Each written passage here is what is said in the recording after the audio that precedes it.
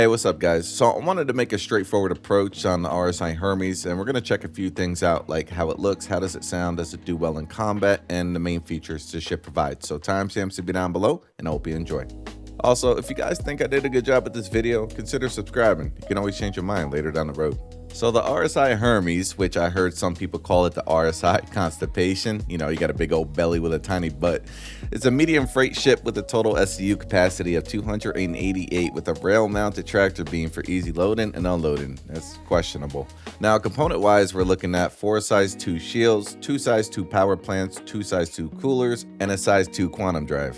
Now, the whole HP, you have around 124,700 with 21,000 armor. It also has a big old fuel tank in there with 4.65 SCUs of quantum fuel. So if you slap an X on one, you're looking to go 423 GMs before you hit E on the gas tank. So weapon-wise, we're looking at 4 size 4 guns, which 2 of them are on a remote turret that is slave to the pilot. And you can combine that with 16 size 2 missiles. So let's go ahead and take a look at the interior and see how it differs from the Apollo. Also, I will be showcasing some of these vehicles that can fit in here, and also different size SCU containers that you can throw in this ship as well.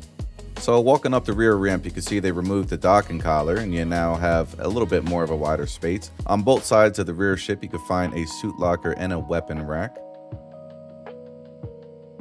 Moving just further up, this is where you can find your 4 size 2 shields on each side of the ship.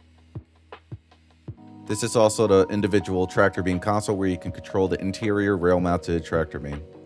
So back here, you're going to find your cargo grid. Like I said, you can hold 288 SCUs of cargo. Now, it is a split design, is parallel from one another with a walkway right in the middle. And as you can also see, the tractor beam, you can slide forward and backwards between the 2 cargo grids, which kind of makes it a little bit easier to organize if you want to use that route. So moving up to the next room, this is where you're going to find the rest of your components. Now on the starboard side, you can find your cooler, power plant, and quantum drive. And here on the port side is where you can find your engineering terminal, your cooler, and your other power plant. So moving up here to the bridge, it's pretty much identical to the Apollo. You have your 2 beds on each side with your personal storage. You got your toilet and bathroom. You got your dining room setup. And here in the center of the room, you still have your elevator where you can leave and enter your ship. And of course, the beautiful view that you have from the pilot seat. Now, I wish it was center mounted, but it is what it is. Also, you can use the remote tractor beam with the co-pilot seat, but it's currently not working in 4.6.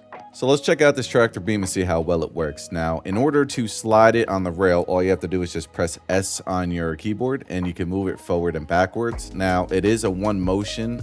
You can only go fully forward or fully backwards unless I'm doing something wrong, but I couldn't find a way to make it fully controlled where I can position it wherever I want.